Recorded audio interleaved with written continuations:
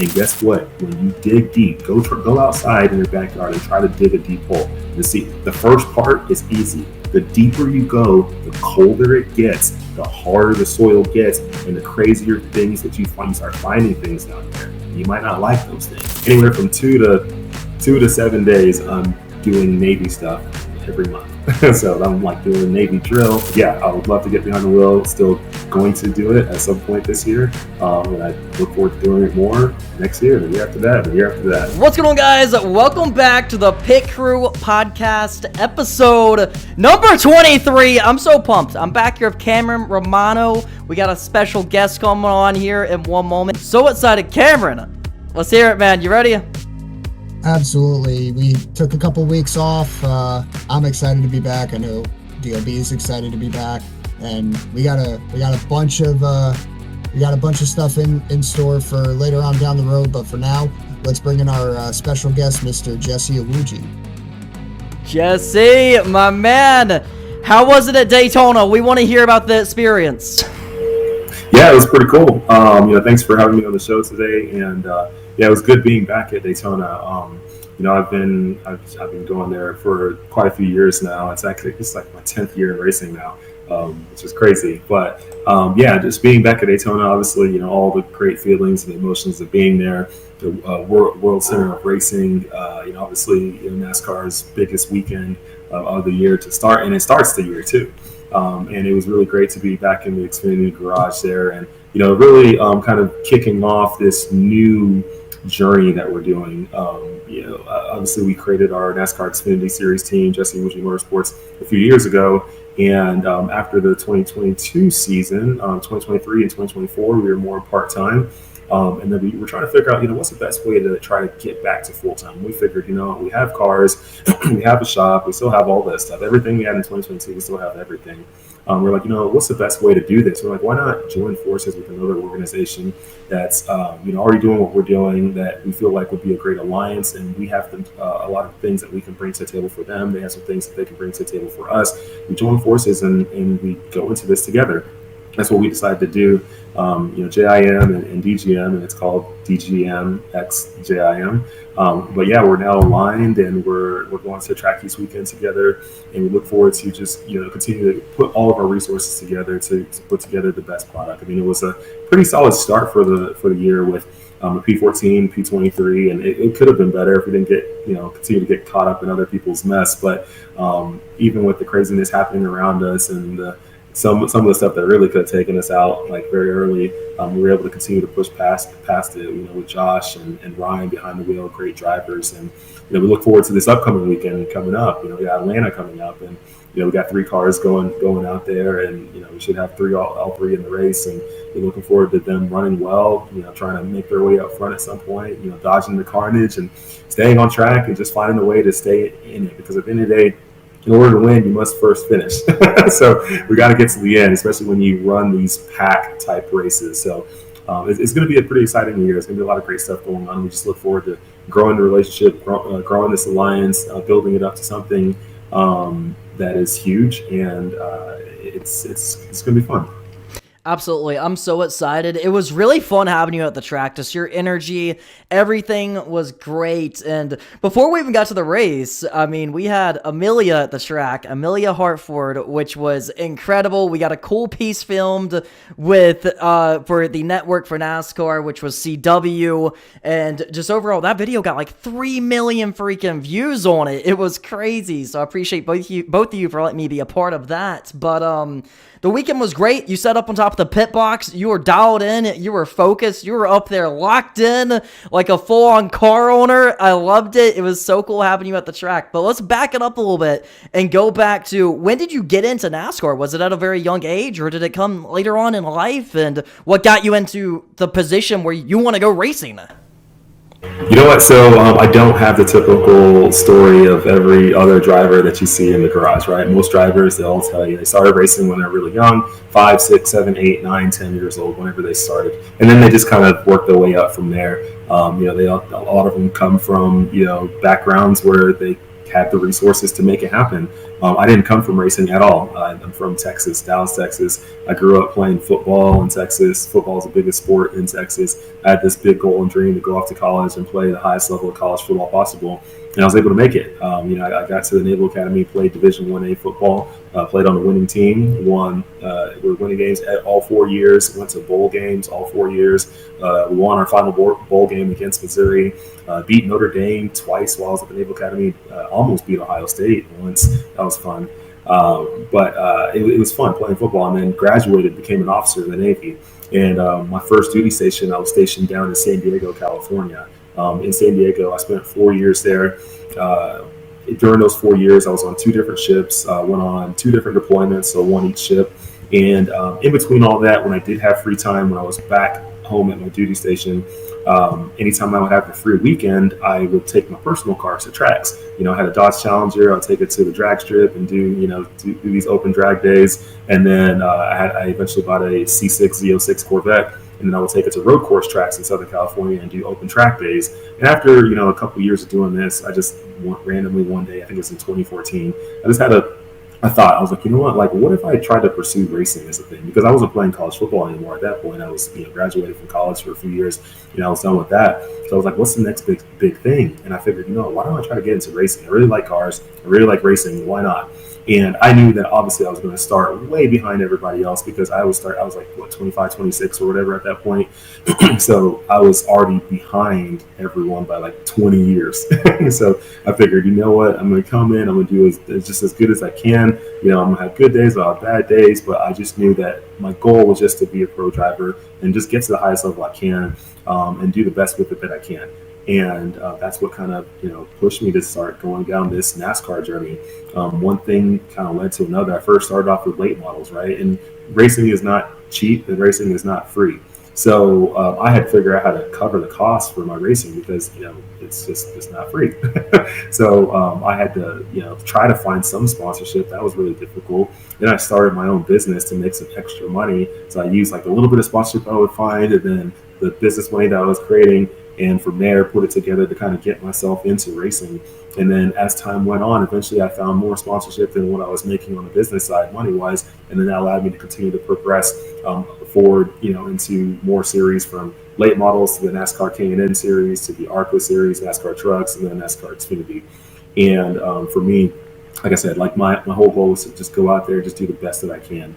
I knew that, once again, starting very late, I wasn't going to come out there and just be winning. It's crazy, because there's a lot of people who sometimes think that I should just be winning and winning and winning, and because I'm not, that I'm just whatever, and I'm like, man, it'd be actually kind of crazy if I started racing 20 plus years after everybody, and immediately at the gate was just kicking everybody's butt. Like, that wouldn't be good for a lot of people, because then what's that saying about the drivers in the sport then? So obviously it takes time. It takes a lot of seat time, a lot of experience to be even able to be competitive, and let alone to be able to win in the sport. And then also to having the right resources. You can be as talented and as skilled as possible, but if you don't have the right vehicles or the team behind you, you'll never win. So it's very difficult to get to that winning stage. And for me, I would love to at some point, but really, the goal is just to go out there and just be the best that I can be. Like, me personally, if that's going and getting the top 15 for a day, then that's great. If it's getting just a 29th place finish for that day, then that's just the best I am that day. So try to stay positive, just keep positive energy, but also too, just going on this journey, it's really inspired a lot of folks and motivated a lot of folks to go after their goals and dreams. I get countless messages from people. They'll send me DMs saying, hey, I want to be like you. I want to get into racing, or I want to get into the business world, or I want to get into the military, or I want to just accomplish whatever it is. And by them seeing me going after this very, quote unquote, impossible, journey, they're seeing me do it and actually get through it, no matter what the costs are, no matter what the situation is. I'm finding a way to make it happen, with massive faith to God, of course. Without God, I wouldn't be able to do anything that I'm doing.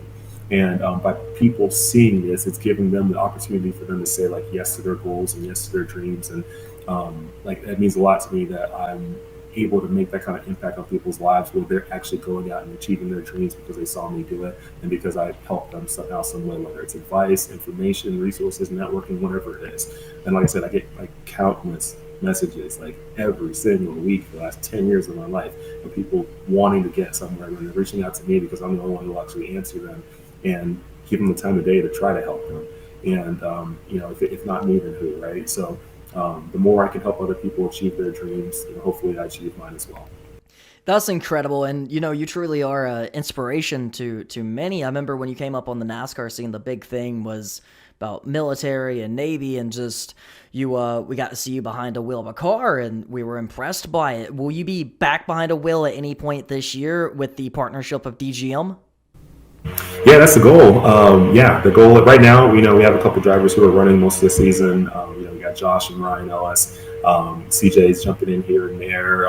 We're working on some other drivers potentially jumping in and having some opportunities as well. All become all obviously it's very sponsorship driven, right? So folks with sponsorship are jumping in and doing their thing. I do look forward to eventually getting behind the wheel too as well. At some point, which races exactly those are yet, not fully sure yet. Once again, it's very sponsorship driven. Just because you're like, even when we were doing our own thing solo dolo back in 2022, like every race that I jumped in to go run, like it's not like it doesn't cost anything for me, or even on the owner of a team, it still costs me just as much to go run as if somebody else jumps into the car and runs. So we always got to think of, okay, how are the costs being covered? Because at the end of the day, it's all business, and in order to make it to the end of the year and then make it to the next year and the year after that, is you got to be smart on the business side and make sure that all the costs are being covered, and hopefully there's extra money left over. But at the end of the day, you got to be able to make sure that everything makes business sense. So yeah, I would love to get behind the wheel. Still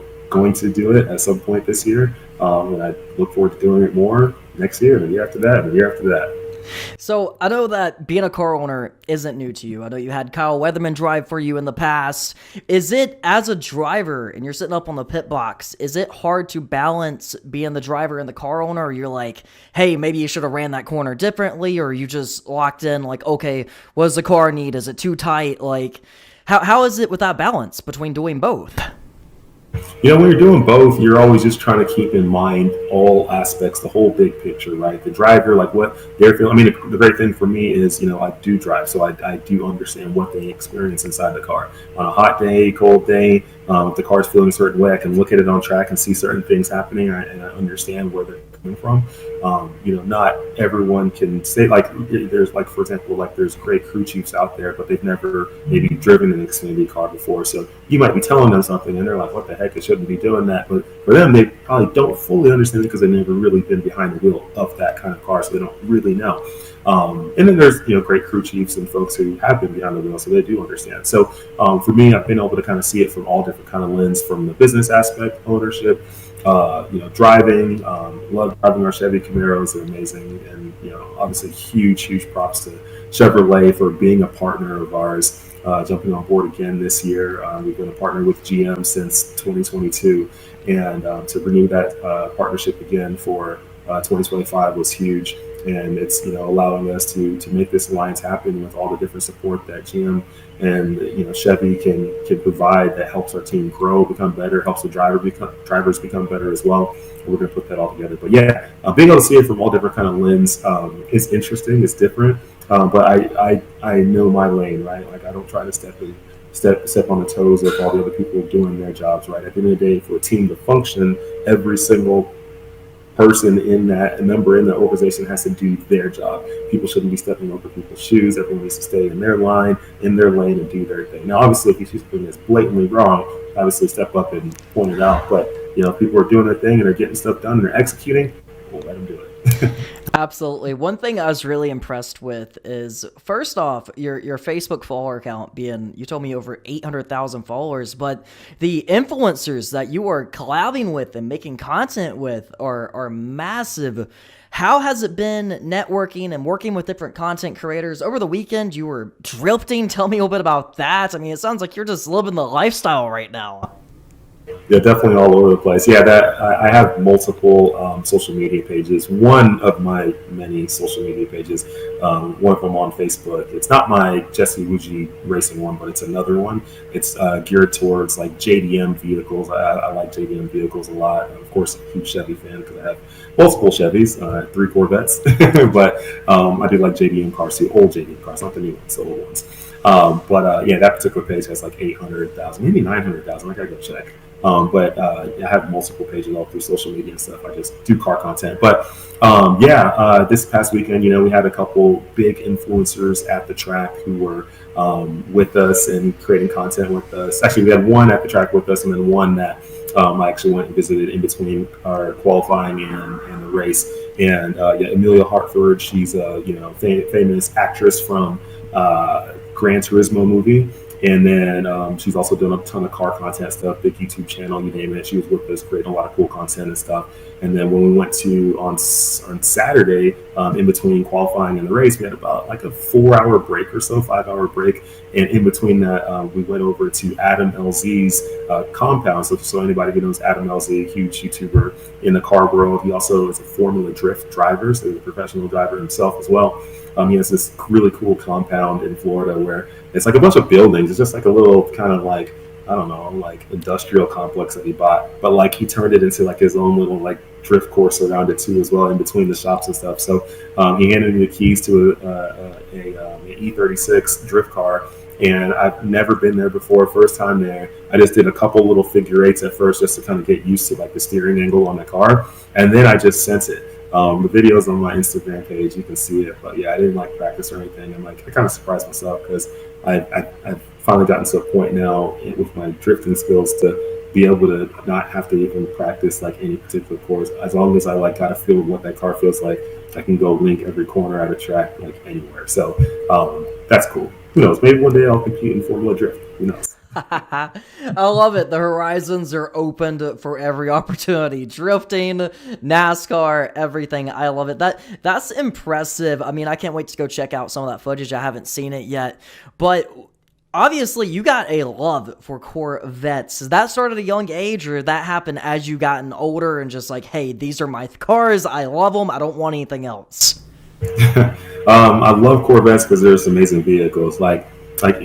This is besides the Chevy partnership and all that stuff. I've had Corvettes since before that. Before I even started racing NASCAR, I had a Corvette. So they're amazing vehicles. They pound for pound usually are the best in their class. Period. Like there isn't anything that can compete. If you look at all the different facets of a sports car and what it can do, from its street ability to its track ability, there really isn't any other sports car ever in any generation that across the board destroys the Corvette. You can't, it just doesn't happen. Yeah, there's some cars that are faster in a straight line. Yeah, there's some cars that are maybe quicker around some corners, but you put it all together, they just can't beat it. So for example, I have a C6 Z06 Corvette, which I use as my drift car. I have a C8 E-Ray and then a C8 Z06. I had a C7 Z06 as well, but I just sold it to somebody. But even the C6 Z06, that car is a 7-liter V8, so 427 cubic inches, 505 horsepower from the factory, 3,100 pounds. It has a trunk capacity that you can fit a snowboard diagonally in there, plus 2 big luggage bags, plus more. In fact, in my trunk right now in my drift car, as we speak, I have 2 18-inch wheels and tires. I have a jack. I have jack stands. I have a tool bag. I have a big jug thing for water. I have other parts and things and all this stuff, and that trunk can still close. Like, what cars can do that? And by the way, the car still makes 580 horsepower, so it'll supercharged. I can drive it all the way to a drift track and drive it all the way to home. No trailer needed. And it has 224,000 miles on it. Original motor, never been refreshed. Like, you can't name other cars that can do exactly what I just said right there. You can't. Like, you can't. So Corvettes, they're the best. And anybody who wants to battle me on that, I can battle because I got facts. And my facts will beat anyone's opinions any day. Absolutely. You have me sold. I mean, a Corvette has always been my dream car, so maybe one day we'll be able to get that done. But geez, I can't believe you fit all that in the trunk. With that said, yeah, I'm going to pass you over to Cameron Romano. He's going to have some good questions for you. Yeah. I know you're obviously you're not in the car this season, but when you were racing, not yet. Not yet. You've come up through the ranks. You raced in the K&N series. You raced in ARCA. You've raced in trucks, and you raced in Xfinity. Which division or which series was the most difficult? Most difficult, definitely Xfinity for sure. Because I mean, I did like a few Xfinity races towards the end of 2020, but like going into like 2021, 2022, 2023, 24, whatever, it's definitely gotten a lot more difficult because every team decided to kind of really step up their game, right? You go back to pre-pandemic, there was a lot of teams who would like wouldn't even like use like not when I say a lot, like like the back half of the field, right? They wouldn't even do like pull down all the time. They would kind of just put together whatever they put together, get to the track, and just figure it out. Like you could clearly see there's like three different classes. You have like the front of the pack, the mid pack, and back of the pack. Then it's just kind of transformed where it's kind of like the front, and then everybody else is like there's a good majority of the field has the capability, skills, and car to get top 15 finishes. Whereas before it was only like 15 cars maybe that could actually really potentially get top 15. Everybody else will just never get it. Will just never get it. So everybody just is just really good. And what one thing I noticed too about the Xfinity series, if you just look up and down the series, obviously there's new people that jump into the series every single year, but like a lot of the field are people who've been racing Xfinity for a long time. So when I first started racing in 2015, I was racing late models and jumped up to NASCAR K&N, all that stuff. Did the K&N West and East Series, 2016, 17, 18ish before I did ARCA. And during those years, there was a lot of the Xfinity drivers you see now, that was kind of like their first year or two or whatever at that time. Those same guys are still in, like once again, 8-9 years later. So like these people, they just became career Xfinity guys. So they are so experienced and so much more knowledgeable now and so much better than when they were like years ago.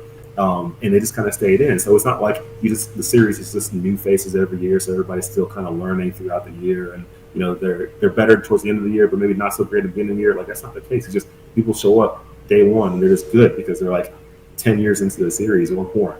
So I think that's what's made it definitely difficult. Unlike ARCA and stuff like that, like those guys, they don't. There are a few career ARCA folks, but most of them are just new faces. They're like in there for a year or two and out. They just jumped up from late model, so they have a lot of learning and progression throughout the year. Whereas if you had ARCA folks who have just been in ARCA for 10 years, the whole field, they're just going to be really, really good at what they do and very difficult to try to beat those guys. Yeah. I know we're only one race into the 2025 season, and already I can see that the competition has definitely ramped up in as compared to like recent years. My next question before I pass it back to DLB, you've done quite a bit of traveling. You took your personal car over to Japan at one point. Is that correct? Yes, yeah. My art. So I have a Skyline R34 GTR. It's a 1999, 26 years old now. So it's considered a classic. But I actually bought it in Japan, and I obviously from the Fast and the Furious movies, Too Fast Too Furious back in the day, and then the Gran Turismo video games, Need for Speed video games, Forza video games, all those games from back in the day, kind of for folks who were kids during that time, which I was a kid. I was like in high school, but early high school. Seeing these movies, playing these games, we all kind of fell in love with a lot of these kind of old school cars. And for me, I fell in love with the Skyline GTRs, and I knew one day I wanted one, but unfortunately for those particular cars, you couldn't import them to the U.S. until they're 25 years old. So I bought one a few years ago, and I didn't want to like leave it just sitting there in Japan. So I was like, hey, why don't I fly out to Japan and experience the car out there? I can go to the cool car meets, experience the Japanese car culture, track the car there. I went to Suzuka Circuit, did a track day there once, did multiple track days at Fuji Speedway, and did a couple track days at Tsukuba Circuit as well. So to be able to kind of go out there, experience track days there, drive the car out there, experience the car culture is really, really cool and kind of like a dream come true. One final question. How's the car culture in Japan compared to over here in the US? It is there. Everyone's really respectful. That's definitely one thing. There's people aren't usually doing dumb things for the most part. So there's sometimes you go to a car meet out here, people are like I don't know, doing burnouts or doing stupid stuff or whatever, and kind of burning the spot, right? Whereas in Japan, they're way more respectful, usually not doing that kind of stuff. Also, too, the cars for the most part. You go to the good meets at least. All the cars are just so top notch. The build quality is so great. Everything is so clean. They take really good pride in their cars. Whereas here, you still have some of that, but then a lot of folks are just, bringing their like crap boxes too, and like I guess here in the U.S. we're more inclusive, but like no one's embarrassed to bring a crap box. But there, they would be. They wouldn't do that because it's a sense of pride and honor. Like this is me. Like this is a representation of me. Like this car. Like you're not going to bring a crap box. That's why, people just kind of revere the Japanese car culture more because they just have so much more pride in their vehicles. So I love the car culture out there. It is definitely smaller than here in the U.S. People want to think that it's bigger there. It's actually not. It's smaller because there's less people. But it's just way more. I don't know. It feels more exclusive. I don't. It's hard to kind of say. It's just cool. You have to be there. You just have to be there. That's one of the things that I have to do on my bucket list. I got to go to a car meet in Japan at least once. All right, I'm going to pass it back to DLB to see if he has any more questions for you. DLB, take it away. Absolutely. So we have heard about multiple of your cars. I want to know what the car collection is. Like, how many is there? Which one is your favorite? And I just want to know what's behind the car collection. Yeah, I mean, it's a small collection. I don't have a massive collection. I'm not like Jay Leno or anything like that. Not yet. Yeah, one day. I gotta make some money first. I've been spending more money than me. I obviously, like I said, I have the '99 Skyline R34 GTR. I have 3 Corvettes. I have a C6 Z06, which is now my drift car. I've had that since 2013, so like 12 years now. I have a C8 Z06, 2023, and then a 2024 C8 E-Ray, which is all-wheel drive hybrid Corvette. All amazing vehicles, love them all, create content with all of them on my YouTube channels, Instagram, Facebook, you name it. They're just really fun vehicles. I just love cars in general. Obviously being a big Chevy guy, I love Chevy, but I respect all cars, right? Except Mustangs, but besides that, no, I'm just kidding. I like them. We a Chevy team here. I like them. I like Mustangs. They're cool. Ford has done a great job, with their newer Coyotes and stuff like that, especially in the trucks too. They've done a phenomenal job. So I respect all cars. Every make, model, they're great. But if you want to ask me what's the most dominant, it's Corvettes all day. It just is. It just is. Absolutely. So I want to know, what's a day in the life for Jesse Iwuji from the time you wake up to the time you go to bed, being a race car driver, content creator, businessman, stuff with the Navy, everything. Like, I want to know, what's the day in the life for Jesse? Yeah, well, once each month for sure, whether it's a weekend or a week or a few days, 4 days or whatever, anywhere from 2 to 7 days, I'm doing Navy stuff every month. So I'm like doing a Navy drill out, whether it's in San Diego, Moreno Valley, wherever it is, across the country, across the world. I'm doing Navy stuff. So that happens every single month. And in between those days I'm doing that, I'm having to still stay up on like different meetings and calls and stuff we got to do to keep coordinating different things and make sure that the country stays in one piece. So I'm doing that, right? But I'm in the reserve, so obviously it's part-time. I'm not doing it full-time anymore. I'm in the reserves now. But every month of my life, I'm doing something with the Navy. Outside of that, each day, my normal days when I'm not doing Navy stuff, I'm up, between 7:30 in the morning. And I go out, and I'm not sorry, go out. I wake up, I immediately jump on my emails, jump into like my messages and stuff on social media and stuff to check, kind of see what opportunities might be coming up. Things, people, random things just land in my lap sometimes, and I'm like, oh yeah, this is great. Like I want to go do this, I want to go here, go to this event, do this and that, or maybe it's a potential sponsor or something like that. So looking through all that stuff, going through my emails, ton of stuff come through the night and in the morning. So going through that, knocking it out, I get a lot of emails. From there, Sometimes I go work out in the morning, sometimes I do it in the evening. Just depends on what day it is and what's going on. Throughout the day, just working on every business opportunity that pops up. I have multiple businesses. I have a trucking business. I have a real estate investing business. I have a film production company. I have an esports company, ERA, the E-Racing Association. We put on big sim racing events. We give out $5,000 cash prizes for the events. We also do Forza events as well. So these are huge for any sim racer out there who wants to earn some money. Literally jump into our events and just go finish the top 5, and you're making some money. You go win it, you got $4,000 coming to you. And then I do a little bit of government contracting too as well, for federally, and I'm working on doing some state stuff for the state.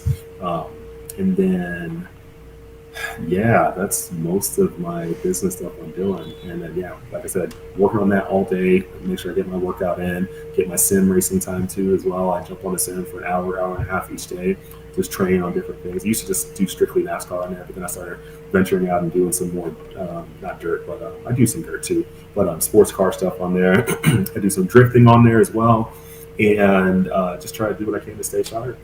At some point, a few times a day, we'll eat, and yeah, go to bed super late night. And so I'm up, I don't know, 17 hours or so on average each day. And I try to make the most of each day and grind and just work on everything that I can work on for that day. Don't get through everything, but I do the most that I can and wake up the next day ready to fight again. 7 jobs. I don't think you get a second to yourself throughout the day. That is nuts. I did not know that. So you talked about the Navy, and my question is, obviously, I'm assuming it's because you love it, but what keeps you coming back? What keeps you still doing it even today for as long as you've been doing it? For the Navy, I kind of made a goal to be able to do 20 years in the Navy. I'm at my 15-year point this year, so I got 5 more years before I can officially retire. So I just kind of told myself, you know what, instead of just doing active and just getting out, why not just stay in? And then, for me, it's been great with my story of being this guy who's racing in NASCAR, who's also still serving. It means a lot to a lot of people, right? And once again, when not everyone is capable of doing both or doing half the things I'm doing. So by me doing all the things I'm doing, it shows people that they can do at least one thing in their life, maybe 2. Yeah. So, because if I'm not doing it, then once again, everyone will just believe the negativity out there, which is, oh, you can only do this, or you're not able to do this, or blah, blah, blah. I'm just kind of here to break that mold. Whenever someone says that I can't do something or whatever, it's not possible, I'm just like, no, it is. As long as I see it in my mind and I clearly believe it, I can actually achieve it. As long as I have massive faith, put massive effort and energy towards it, and then just grind, and no matter how many times you get knocked down, get back up one more time than how many times you get knocked down. And eventually, it works out. They say if you keep showing up at the barbershop, eventually someone's going to give you a haircut.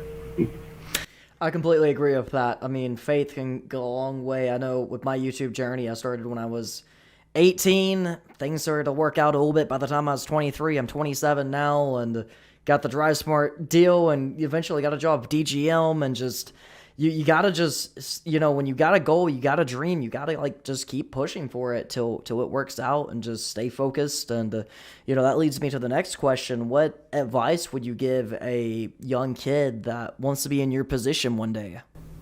The advice I would give them is, first and foremost, you have to have the vision, right? You have to clearly in your mind see yourself accomplishing whatever that goal is. It has to be something that comes to you every single day. Every single day, you just clearly see yourself becoming that. So you have to have that vision. If you don't have that vision, forget about it.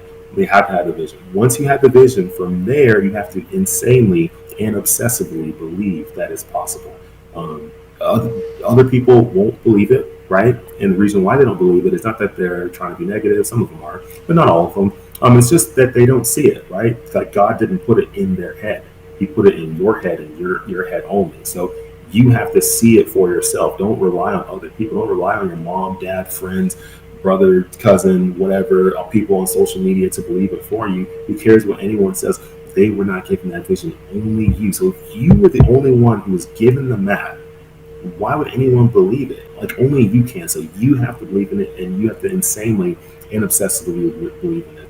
After you now have the vision and you believe in it, Now you have to put action towards it every single day. Even if it's the smallest action or it's the biggest action, but every day just do something towards that goal. Somehow, some way, try to just move forward, connect with people, learn stuff, educate yourself, go practice it, train, go earn money to save up to help you get there. Whatever it is, go do something towards it. And sometimes you got to do things you don't want to do so you can get to where you do want to get to. Sometimes it takes that, but do what you got to do to put action towards it every day. Now that you have the vision, you believe in it, and you put the action towards it, you're going to be starting down this journey.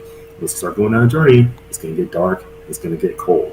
But the higher you want to go, the deeper you're going to have to dig. That's straight up construction right there. When you're building a skyscraper, which is what you're trying to do, you're trying to go after something big, the higher you want to build, the deeper you're going to have to dig. And guess what? When you dig deep, go outside in your backyard and try to dig a deep hole. And see, the first part is easy. The deeper you go, the colder it gets, the harder the soil gets, and the crazier things that you find. You start finding things down there. And you might not like those things, but you got to keep digging and digging, because if you want to build something pretty big and tall, the deeper you're going to have to dig. So remember that. And also too, when it gets really cold and it gets really tough and it feels like it's becoming impossible, remember that even in the darkest point of night, the sun will still rise. It's still coming back up. No matter what, you can think, oh, the world is over, everything's going terrible in my life, it's not working out anymore. Guess what? The sun's still coming back up tomorrow.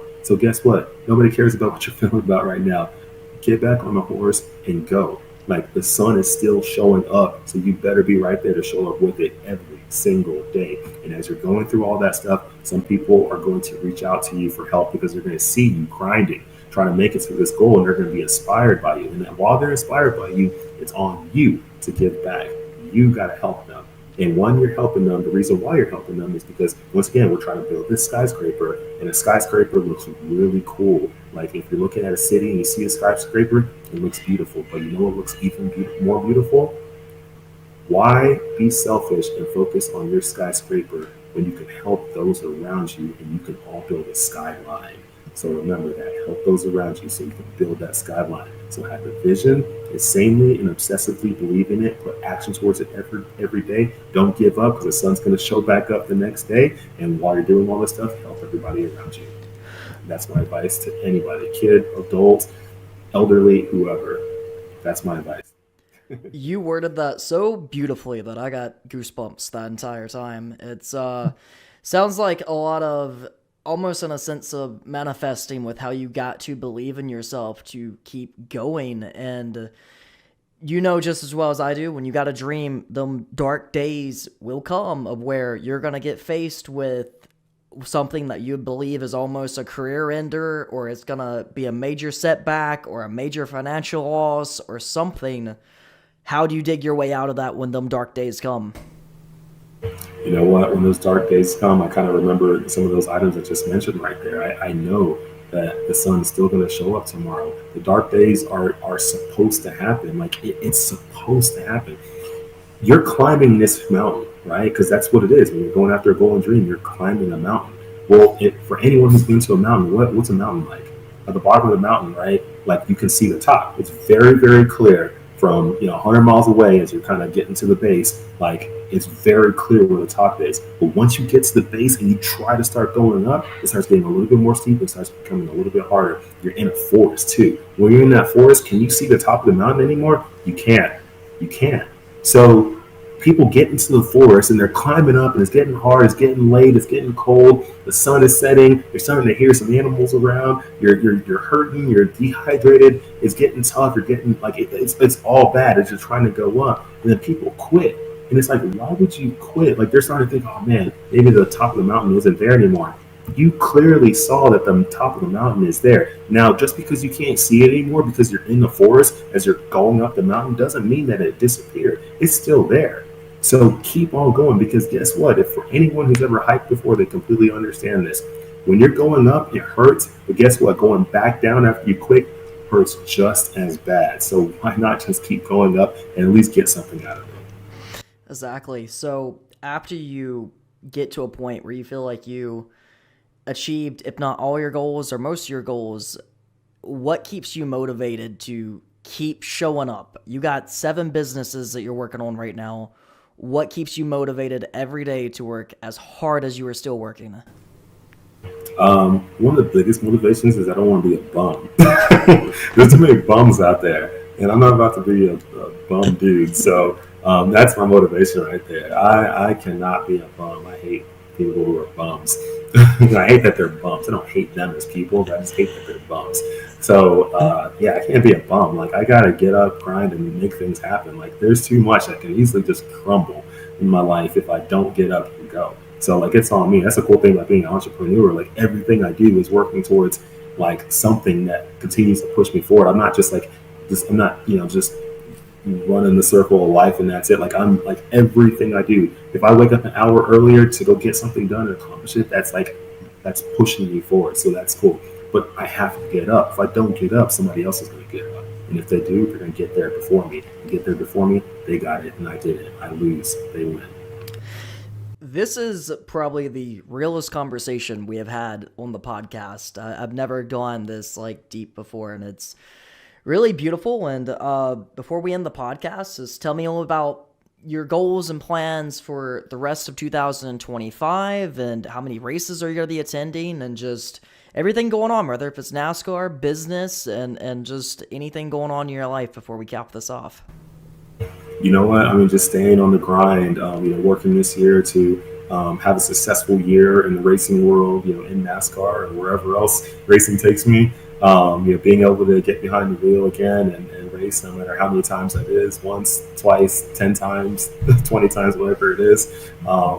Being able to, continue to build the businesses and, get them to a great place. Obviously, that takes a lot of hard work, effort, and just being creative as possible. And, just continue to kind of just, enjoy life with people I love, family, friends, all that stuff, just putting together the best opportunities that I can so that I can live life to the best that I can and be here for as long as I can with great people. And, at the end of the day, just give all the glory to God for everything He's done to keep me here. Because I could have definitely left quite a few times, but I'm still here. That faith has to be strong when you have a goal. I feel like it's really helpful. So where can the people find you on social media if they want to follow along with your career and everything you're up to? Yeah, anybody looking for me on social media, just it's very easy. Just type in my name. I don't have any fake names anywhere, so I'm not like, Joe Bob, 36. I'm like Jesse Iwuji. So it's JESSE_IWUJI. You type it in pretty much on any social media platform, you'll find me. And if anybody has any questions on anything, they can always reach out. I do look at my DMs, I check them all, I answer all of them, unless it's like something really stupid. And I won't answer. When I say stupid, spam crap. But as long as it's something legitimate, I usually will answer it, and I'll try to help out wherever I can. And if there's anyone who has any opportunities, like potential partnership deals and stuff like that, definitely answer those for sure. And that's me. So follow me on all the social media platforms, because I put out content like every week. YouTube, Instagram, Facebook, you name it. I'm all over. Jesse Iwuji, I appreciate you for coming on today, man. I feel like this has been a beautiful conversation. If you inspired me, I know that you inspired the viewers, and this was a beautiful conversation. That's the easiest way to put it, so I appreciate you for coming on here tonight. Most definitely. Thanks for having me. And also, too, for all the sim racers out there, like I said, hit up our e-racing association. They can go to www.eragaming.gg. They can sign up and jump into one of our events, try to qualify in, and see if they can win the cash money. $4,000 for the winner, $500 for second place, $250 for third, and $150 for fourth, and then $100 for fifth. So it's some money, and it's very cheap to get in. I may need to get in on that. I appreciate you for your time, Jesse. I got a lot of sim racers watching right now, and they're all going to want to get in on that. There you go. Absolutely. Thank you so much for your time. Thank you. All right, Cameron, how about that one? Jesse Iwuji, what do you think, man? I mean, I felt like it was a beautiful interview. Inspirational. That's the only word. If there was one word to describe this interview, inspirational. I felt like I was so inspired. I felt like when you're working hard for a dream and you're working hard to build a future career-wise, if you're trying to get into a corporate business, build your own business, that motivation that he broke down on just how you got to keep climbing, keep going, the days are going to get dark, it's going to get cold, and you got to keep going. It don't matter how long it takes, how many years it takes, you got to keep going with it. That was inspirational to me. The way that he worded that was beautiful. I'm going to clip that and make a video out of its own out of that. Oh, absolutely. Yeah, it was great getting to talk with Jesse. I think we've been following each other for a while, so it's nice to actually have a conversation with him. I was surprised to learn that he's a man of many business ventures. I just found out during the interview that that he's in real estate. He has his own trucking company. So I mean, to have all those businesses and to get up every day and just take on all those tasks, that goes to show me that he is a very dedicated individual. And obviously very motivated. So it was nice to it was nice to talk to Jesse. That's it. It was a good show. Dustin, do you want to wrap things up? I do. I think it was a beautiful show. I mean, I'm going to go back and re-listen to that a few times. Absolutely, me I think too. he needs to become a motivational speaker at some point. Add that Yes. to career path number 8 or 9 there. But Oh, absolutely. yeah, I mean, you got to get up and just work at it and work at it and work at it and work at it and work at it. And he definitely preached that very well. But I appreciate everyone for tuning in tonight. That's episode number 23 in the books. We'll be back next Wednesday night, right before Coda. So we'll be back with another episode, and we'll be back weekly streaming on DriveSmart, DLBTV, and the DLBTV Racing League. Appreciate all you guys for tuning in, and I'll catch you in the next one.